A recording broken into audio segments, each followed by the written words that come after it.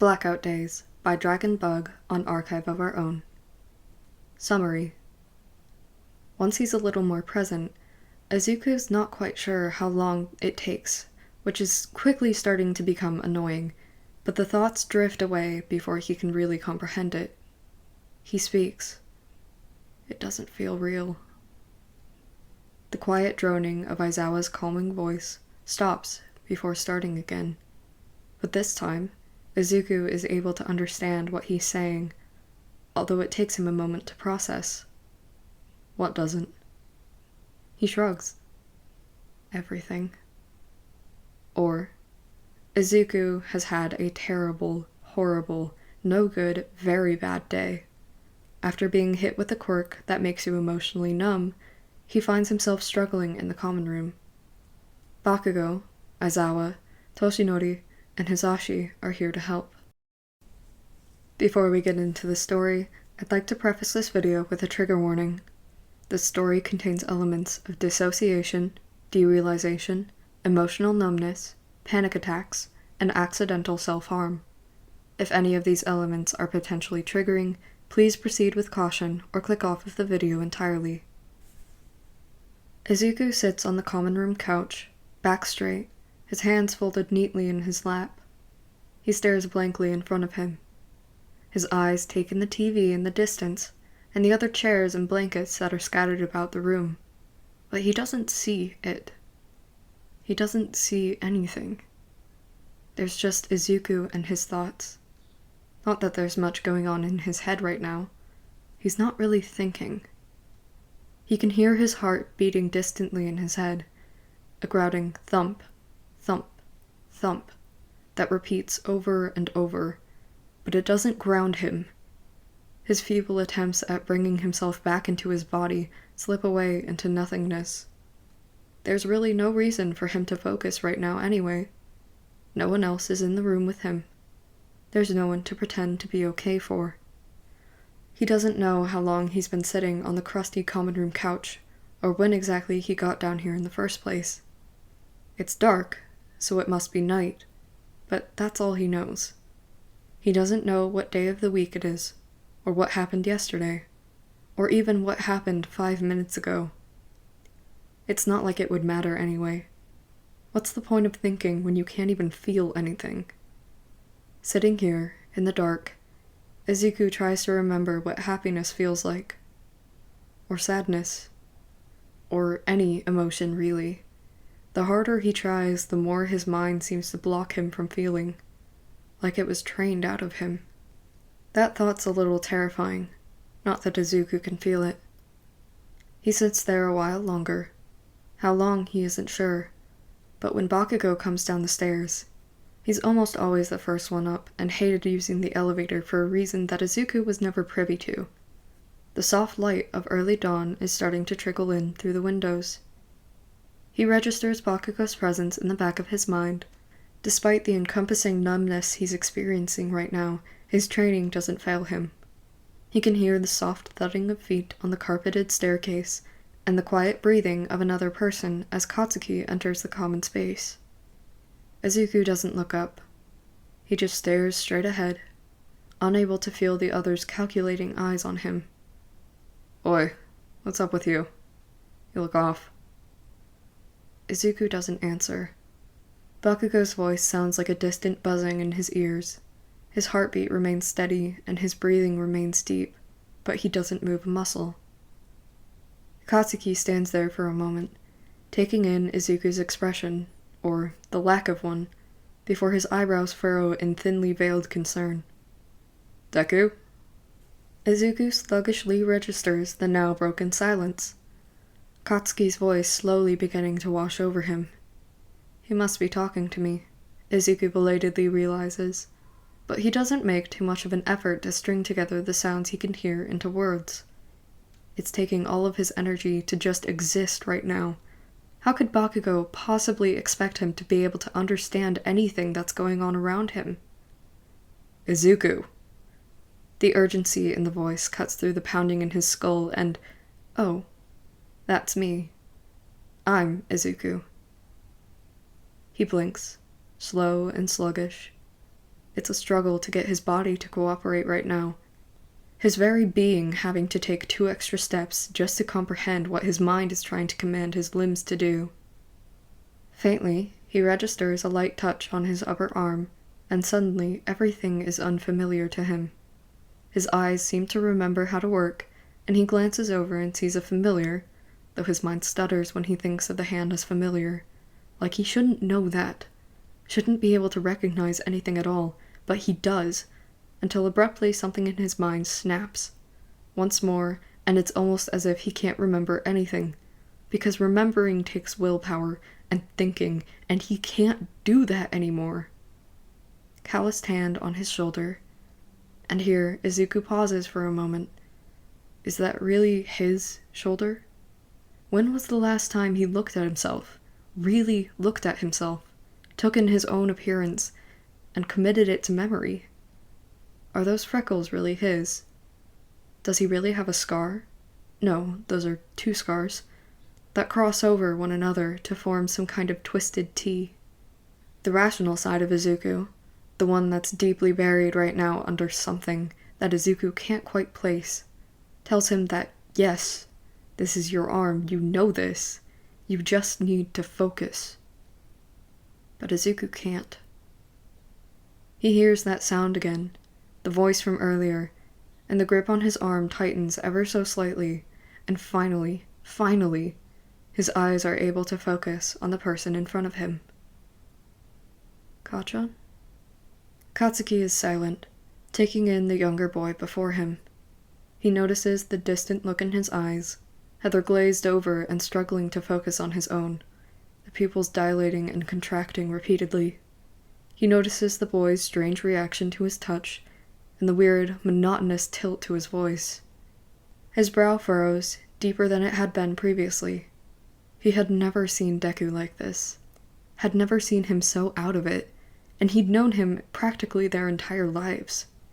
He had been there when Izuku had lost his father, had helped manage the aftermath.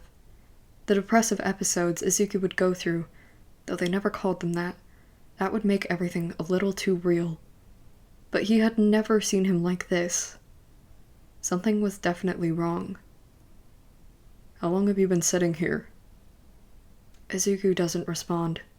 He just continues to stare at Katsuki, looking, but not really seeing.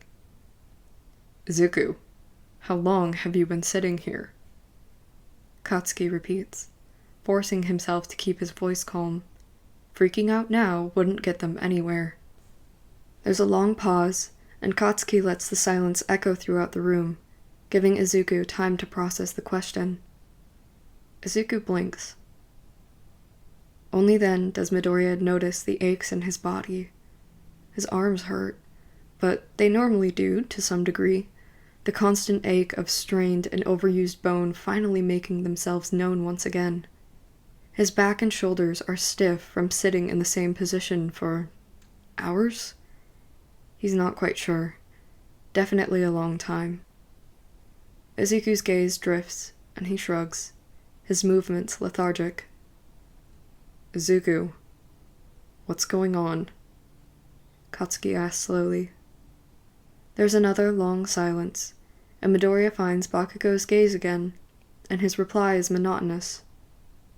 I don't know. Bakugo gives the boy in front of him another once-over.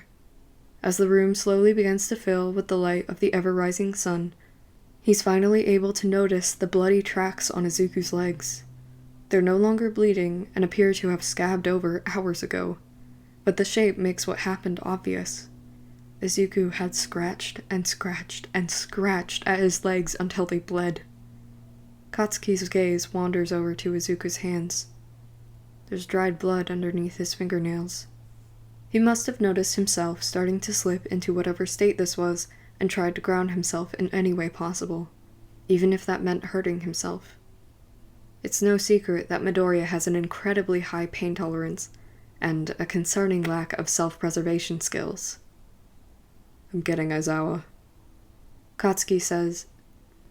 Katsuki must say more after that, but none of it registers in Izuku's mind. There's just a droning noise that gets louder and louder, until he eventually realizes that it's gone.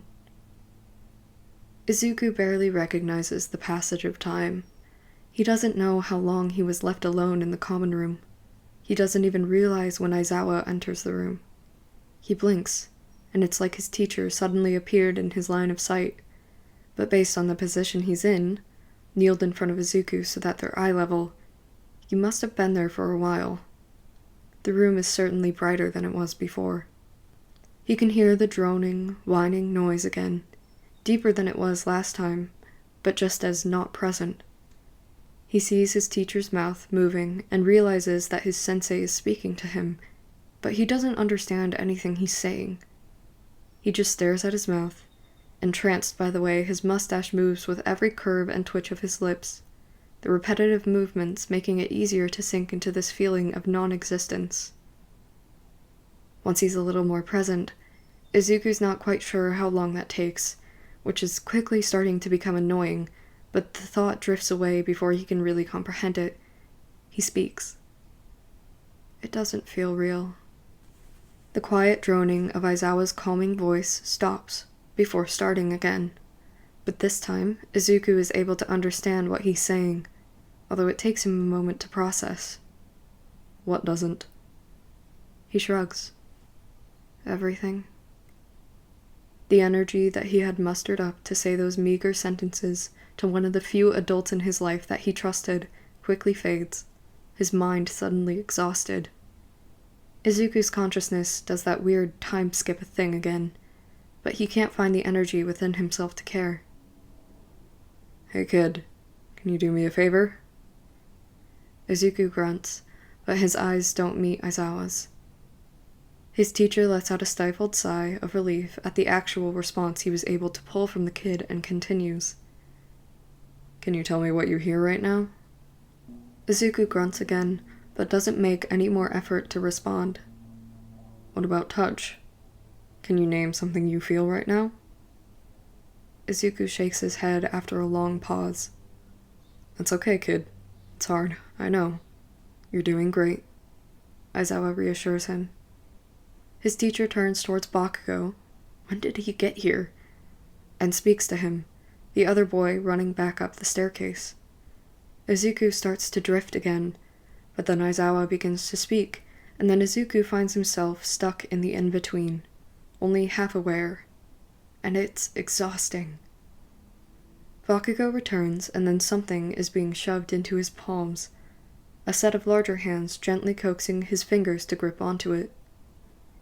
Alright, Izuku. Can you look at what I just gave you?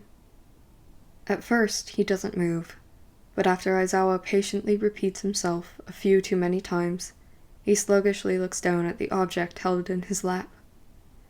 He's distracted momentarily by the multitude of scars on his hands. The lines seem to sparkle and move as he stares at them, a gentle ache, a vague impression of the pain that he knows he should probably be feeling right now, making itself known. Can you describe what you're holding to me, Izuku? Izuku blinks, eyes focusing on the object once more. He runs his hand over the smooth plastic and tries to remember how to speak. It's... He stutters, before eventually trailing off, his mouth feeling incredibly dry, his tongue like sandpaper in his mouth. He licks his lips and attempts to speak again, but words fail him once more. He lets out a slow, high-pitched whine. I don't know. Izuku slurs. He drops the object and begins to scratch at his legs, his nails digging into his skin in an attempt to satiate whatever this empty, painful feeling was. Whoa, kid. Izuku. Hey, it's okay. It's okay. You're okay. We've got you. Warm hands grab onto his, carefully pulling them away from his legs. Aizawa holds them tight, but not in an uncomfortable way, the warmth slowly seeping into his fingers, trying to breach his very core. His teacher's voice fades into the background once more, and Izuku drifts. When Izuku comes back to himself, there are a few more people in the room, but he can't find the energy to care. Bakugo, sitting in a chair across from him, his leg bouncing rapidly while he bites the dead skin on his thumb, his expression unreadable. Present Mike and Toshinori stand huddled together near the back of the room, talking in hushed voices amongst themselves, glancing over to Izuku every once in a while, their concern clear. "Can you tell me your name, kid?" "Huh?" Izuku blinks. Aizawa repeats himself. Izuku shrugs. I don't know. He distantly realizes that his speech is concerningly slurred. If he wasn't feeling so numb right now, Izuku would definitely be freaking out.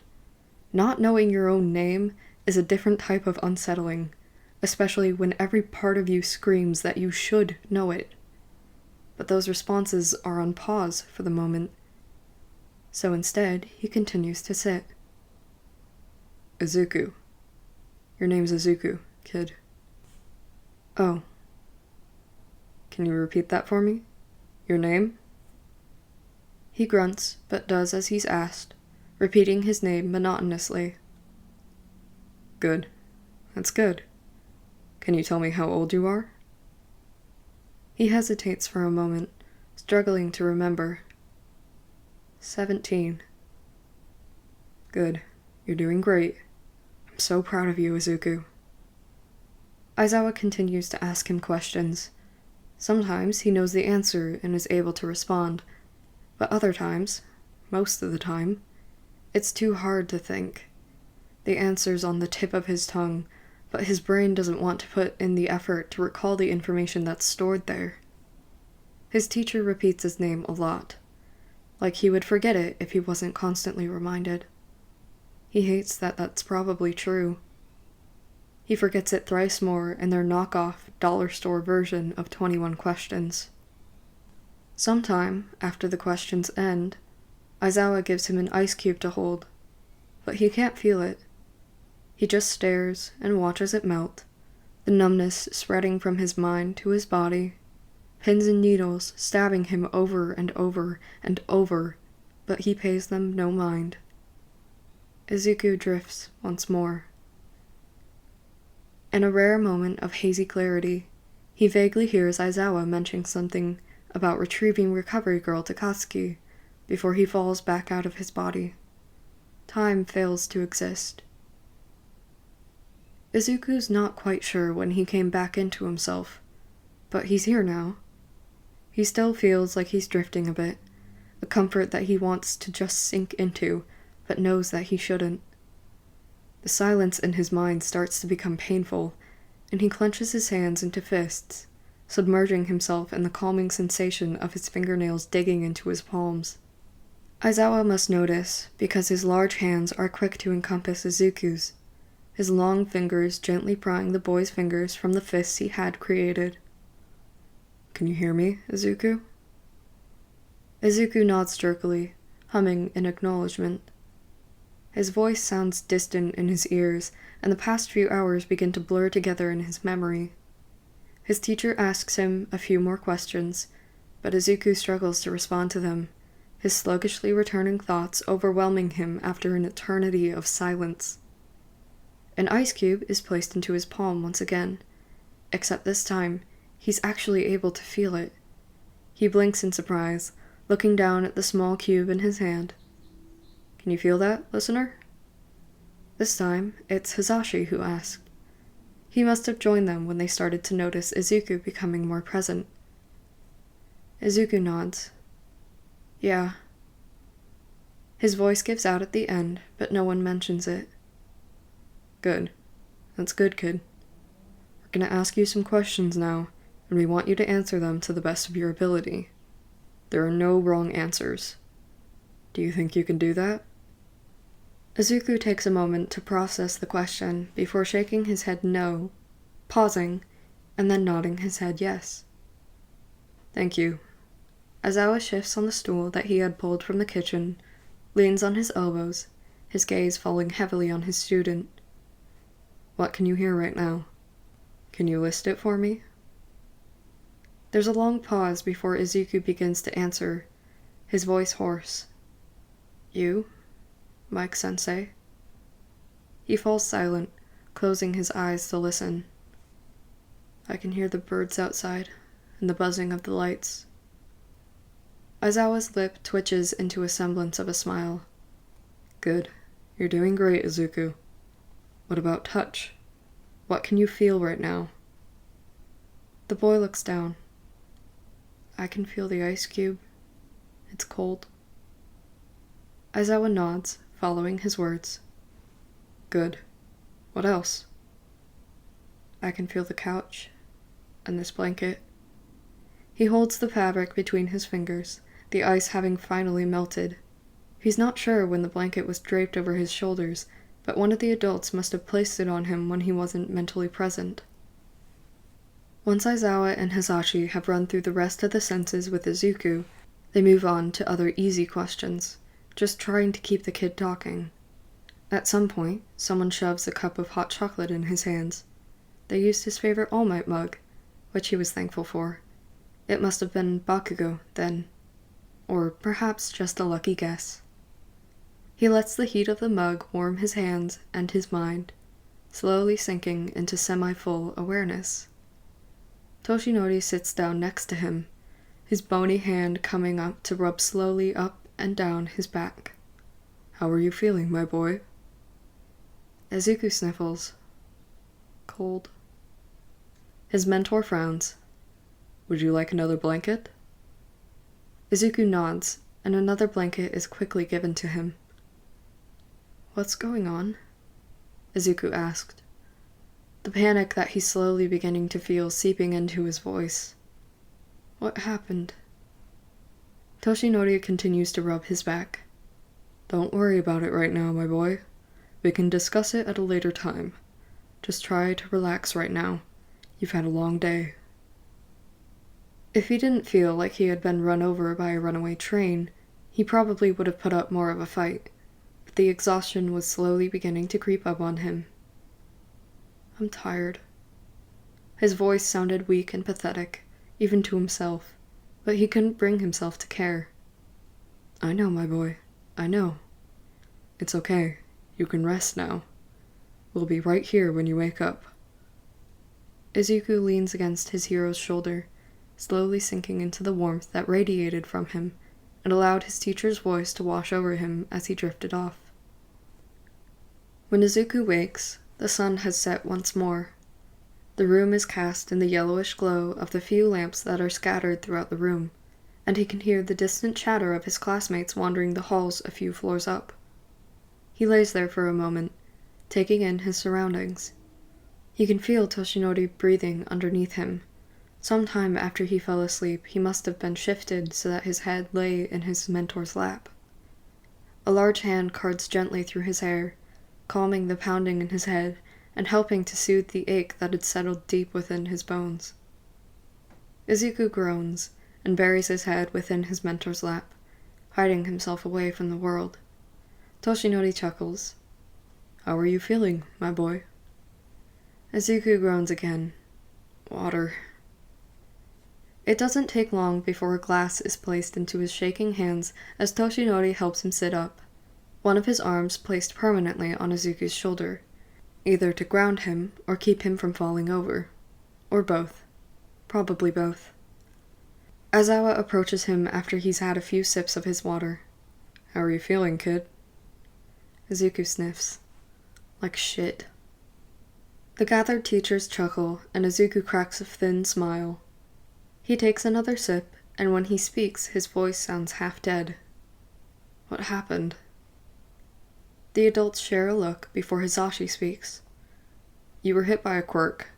It took us forever to figure out. We had to sort through a bunch of security footage from the mall your class went to last night. Apparently, the League of Villains kidnapped Takahashi's kid. Takahashi? Izuku interrupts. The woman who used her quirk on you. Aizawa explains. Oh. Hisashi continues, his voice surprisingly calm. The League threatened to kill her kid if she didn't do what they asked. Izuku takes another sip and tilts his head. And they ordered her to use her quirk on me? Toshinori's grip on his shoulder tightens. Yes. Izuku drains his cup. What is her quirk, exactly? Aizawa takes the now empty glass from his student's hands. She calls it emotional numbness. She can make whoever she touches emotionally numb, though normally the people that it's used on don't experience it quite as strongly as you did. Takahashi's a therapist, and normally only uses her quirk in small amounts if one of her patients is experiencing an extreme panic attack or somehow otherwise at risk of harming themselves. The League demanded that Takahashi use her quirk to its full extent on you, specifically. Izuku nods. He appreciates the in-depth explanation of her quirk. Are they okay now? We've recovered the kid, and the mother is currently at the police station downtown for questioning. Izuku frowns. Is she in trouble? Aizawa stares down at him, his face unreadable besides the conflicted look in his eyes. No. Izuku nods. Good. He takes a long, stuttering breath in an attempt to ground himself. So, what now? Aizawa-sensei takes a deep sip from his mug. It must be some kind of coffee, Izuku thinks, before responding. Your mother has been moved to a safe house, and the same offer has been extended to the other parents. Class 2A is no longer permitted to leave campus without adult supervision, and only in small groups. Other safety measures are being discussed, but will take a while to be finalized. The students' safety is our #1 priority. Izuku looks up at his teacher. And the League? Is being handled. The only thing that you should be focused on right now is recovering. Izuku nods. Aizawa levels him with a heavy stare. I mean it, problem child. If I hear about you or any other member of this hell class causing trouble, there will be hell to pay. Do I make myself clear? Izuku nods again, a small smile on his face. Yes, sir. Good. He stands. Now, are you ready to head up to your room? Izuku hesitates and glances up at Toshinori, who still has his hand on his shoulder. Toshinori senses his hesitance and is quick to reassure him. You can stay down here with us as long as you need, Izuku. We won't judge you. The boy nods shakily before turning back to his homeroom teacher. Does the class know? Izuku isn't able to finish his sentence, but Aizawa knows what he's trying to ask. No. No one besides Bakugo. Feel free to tell them however much you want to. If anyone gets too pushy, let me know and I'll handle it. Izuku's lips twitch to form a weak smile. Thanks, Sensei. And Izuku. Izuku hums in acknowledgement, and Aizawa continues. Take Monday off, okay? You need to rest. And let Recovery Girl or myself know if you need more time than that. We're here to help you in any way possible. If there's anything that you need, let us know. We're here for you, kid. We're here for all of you. Don't forget that. Izuku sniffles and wipes at a stray tear, his voice strained. Thank you, Sensei. I appreciate it. Aizawa leans over and squeezes his shoulder in a brief moment of affection. Of course, kid. They sit there for a few more minutes until Izuku stops feeling so lightheaded. The pain in his arms comes back gradually until the pounding in his skull matches the pounding in his limbs. His chronic pain was always more noticeable after he's had some kind of mental crisis. It's like a nice little reminder. Oh, you've had a bad day? Well, it's about to get worse. Have fun. Izuku rubs his arms before turning towards Toshinori again. Okay, I'm ready. Toshinori smiles softly down at him. All right. Would you like me to walk you to your room? Izuku smiles. Yagi's always known what to say. Sometimes he still has trouble believing that All Might, Japan's greatest hero, cares about him. Genuinely cares about him. For as long as he could remember, Izuku had placed All Might on this pedestal. He was cool. He was great. He was powerful. A wonderful hero that no one could ever hope to surpass. And he knows his name. Izuku is on a first-name basis with All Might. All Might chose Izuku to be his successor. All Might trusted Izuku with his greatest secret, despite some of his closest friends, i.e. Night Eye, saying not to. All Might trusted him. And on the days when Izuku still doesn't feel like he's worth it, on the days where he feels more like useless, quirkless Deku than Izuku, All Might has been there to help him through it. Almost bitterly, Izuku is reminded that All Might has helped him through his roughest days, while his mother had done nothing but apologize. She had never believed in him the way that All Might does, and it stung. "Izuku?" Yagi prompts. The boy clears his throat and nods towards his mentor. "Yes, please. I would like that." As they make their way to the elevator, an object on the coffee table catches his eye. It's one of Aries' toys. A toy pony. That must have been the object that he was handed earlier. He should probably return that to her tomorrow. It would give him an excuse to visit her.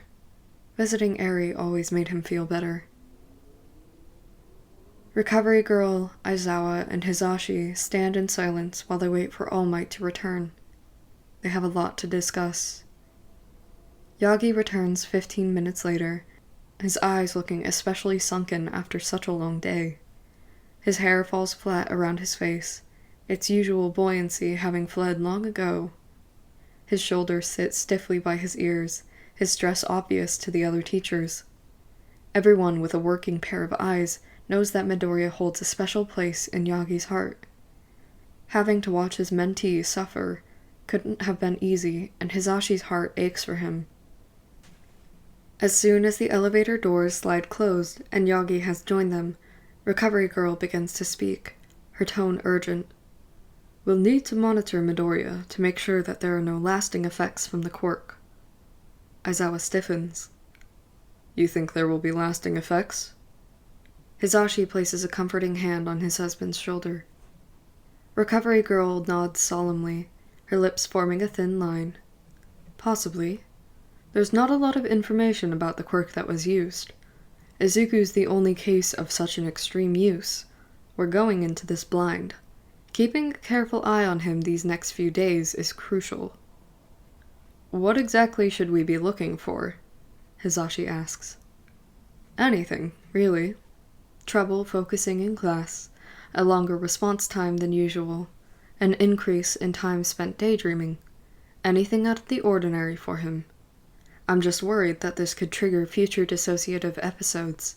It's a common trauma response, and Kami knows that these kids have got plenty of that. Midoriya especially." All Might and Recovery Girl share a meaningful glance, and Aizawa can't help but feel like he's missing something. "What is that supposed to mean?" Recovery Girl and Toshinori refuse to meet his eyes and shake their heads dismissively. "If this relates to my student's mental health, then I should be properly informed. We all want what's best for the kid, and I can't help him if you're all keeping things from me." Hisashi's hand on his shoulder tightens for a brief moment in an attempt to placate him. Yagi clenches his jaw. "It's not our information to share. You'll have to ask young Midoriya sometime when he's feeling better." "Yagi." "I'm serious, Aizawa." He interrupts. "This is something that he has to choose to share. I'm not taking that away from him." Aizawa nods. "Okay, but I better be informed whether Midoriya wants me to be or not the second this endangers him, mentally or physically." He narrows his eyes. "Do you understand?" Yagi nods. "Good." Toshinori walks Recovery Girl to the door, the pair muttering to each other about whatever it is that Aizawa and Hisashi weren't privy to. Yet. Because Aizawa would find out about it. He would make sure of that. He wasn't one to let his students suffer in silence, despite the reputation he had amongst the other UA teachers. Hisashi's hand runs down his arm and gently grabs his partner's hand. "You've gotten soft, Shota." The man scoffs. please. Someone's gotta watch out for the kids. Who else would get them out of all the trouble they're constantly getting themselves into? Hisashi grins. That wasn't a denial. His husband rolls his eyes. If you had my hell class, you would be just as protective of them. Hisashi hums and tightens his grip on Aizawa's hand. He'll be okay, Shota. He's got a good support system here, and half the staff is practically wrapped around his little finger. He's gonna be just fine. Aizawa takes a deep breath. I know. I'll make sure of it. Izuku wakes up in the dead of night. He fell asleep not long after Yagi left, but it wasn't very restful, and he kept waking every few hours. Eventually, he gave up on getting any meaningful rest and sat up, throwing his legs over the edge of his bed. His covers were piled on the floor, thrown off of the mattress long ago. He runs a clammy hand through his sweat-dampened hair, pulling at the knots. He stops after a moment, the pain pulling his mind out of the half-sleep haze it was in. He rubs his nose with shaky hands and grabs his water bottle from his nightstand and takes a sip. Izuku sits on the edge of his bed for a while, surrounded only by darkness and his too loud thoughts. He feels his mind starting to slip away, up out of his body, but he tightens his grip on his legs until his knuckles whiten and he can smell the metallic scent of blood. He gasps and drops his water bottle and hugs his arms tightly around himself. He misses All Might. He misses his comforting arm around his shoulders. He misses Aizawa-sensei's comforting voice, the gentle look in his eyes that he was starting to notice more and more on his usually stoic teacher's face. He misses Present Mike's natural ability to make everything seem okay, no matter how bad the situation was. It was getting harder to breathe. Izuku hugs himself tighter, his arms painfully squeezing his chest. He curls into himself, his hands coming up to tug at the knots in his hair once again, but nothing makes it better. Nothing lightens the weight on his chest. His arms hurt. His hands hurt. The scars on his body scream at him, a constant reminder that he wasn't worthy of the power he wields. His body couldn't take the strain, and the lines and zigzags that permanently mar his skin serve as a warning to his classmates, to his teachers. Danger follows Izuku everywhere he goes. He was putting others at risk just by associating with them. They didn't deserve that. Izuku didn't deserve them. He was hurting them. How could he do that to his friends? To the few people that actually care about him? Izuku couldn't breathe. Over the pounding in his skull and the racing of his thoughts, Izuku registers the painful gasping sound that he must be making. His gasps echo throughout the room, his wet coughs and gasps bouncing off the walls as his lungs convulse. Izuku couldn't breathe. He stands up suddenly and sprints out of the room. He's not entirely sure where he's going, but he lets his feet lead him, the thudding of his bare feet on the carpeted hallway in tune with the pounding of his heart. He's knocking before he realizes whose door he's in front of. The door opens before he has time to even think about running away. Deku? Katsuki's voice is heavy with sleep, and he runs a hand through his messy hair in an attempt to straighten it. Izuku chokes on a sob, and Katsuki is suddenly much more alert than he was 2 seconds ago. What's wrong?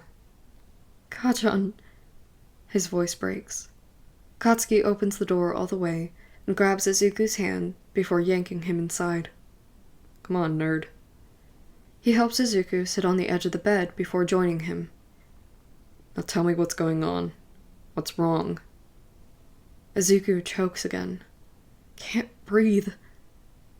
Bakugo shifts, and through the haze of his panic, Izuku registers that he actually looks concerned. Katsuki, I can't breathe. Izuku gasps again, though no oxygen enters his lungs. He's inhaling air, but nothing takes.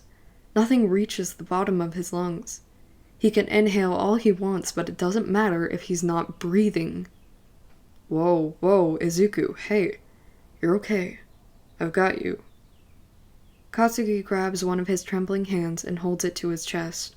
He takes an exaggerated breath. Breathe with me, okay? In and out.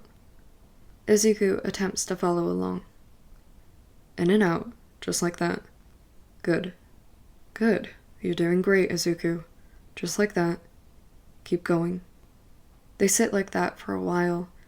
Izuku's hand on Katsuki's chest, and Katsuki rubbing his free hand up and down Izuku's back in an attempt to soothe his distressed friend. Katsuki feels strange calling Izuku his friend. Their relationship was complicated. They had been inseparable when they were younger, at least until Izuku's diagnosis. Katsuki's honestly not sure how to feel about the way he treated Izuku afterwards. He was horrible. He knew that. And he felt guilty about it. That was a new feeling for him. At least, acknowledging the guilt was new for him. It was something Hound Dog had helped him work through after the mandatory meetings with him started at the beginning of their second year. Apparently, Nezu and Aizawa felt the need to force Class 2A to talk about their feelings, so they wouldn't become emotionally stunted, or something like that. Whatever their reasoning, Katsuki wasn't a fan. But it worked. Really well. Who could have guessed that therapy could be helpful? Not Katsuki, that's for sure. But Bakugo had grown a lot since he became a student at UA, and you could measure his growth by studying his interactions with Izuku. Somehow, it always came back to Izuku. Do you want to talk about it? Katsuki asks, once Izuku's breathing has slowed down to a semi-normal pace. Izuku shakes his head. Later. Not right now. I can't. He stutters. Katsuki nods. Okay. He pauses and looks his friend over. Do you want to stay here for the rest of the night? Izuku nods. Please. Izuku's still shaking when Katsuki gestures for him to lay down. The adrenaline from earlier hasn't quite worn off yet, and his throat hurts with every breath he takes. The pounding in his ears grows stronger as he lays his head on Katsuki's spare pillow, the boy in question laying down next to him a moment later. Try and get some sleep, Izuku. We can talk about it in the morning. Izuku chuckles. You keep calling me Izuku. It's weird. Katsuki shrugs. Feels wrong to call you Deku right now. He smiles. It's okay, Kachan. I know that you don't mean it in that way anymore. He yawns, suddenly feeling exhausted. I forgave you a long time ago. Katsuki stiffens. You shouldn't have. Izuku shrugs. Probably, but I did, so deal with it. His words are starting to slur together as sleep begins to take him. Are you gonna be here when I wake up? He scoffs. Yeah, Deku, I'll be here. Don't worry about it. Izuku's eyes drift shut. Good. Thank you, Katsuki. I'll explain it in the morning. Only if you want to. Izuku hums and mutters some unintelligible response underneath his breath. Katsuki chuckles. Go to sleep, nerd. I'm right here. He places an arm over Deku's slowly relaxing body, his breath finally beginning to even out. And as Izuku finally drifts off, he smiles. He'll have to explain everything in the morning. Even if Katsuki wouldn't force it out of him, Izuku felt like he owed him an explanation. He had sat with him through his dissociative episode and had helped him through his panic attack. Because that's what he belatedly realized what had just happened. And he had offered him comfort and let him into his bed, something that they haven't done since they were little.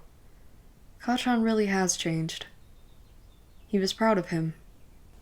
But for now, he can rest and recover and bask in Kachan's attention and presence and just breathe. Something that he was able to do half an hour ago. He would be okay. Katsuki cards a hand through Izuku's hair, and he realizes that he had never felt more safe. He could sleep now. Hello everyone, this is IcarusAudios, and I hope you enjoyed this story as much as I did. You can find Dragonbug on Archive of Our Own or through the link in the description. If you like the content and want more in the future, click the subscribe button to be notified when a new podfic comes out.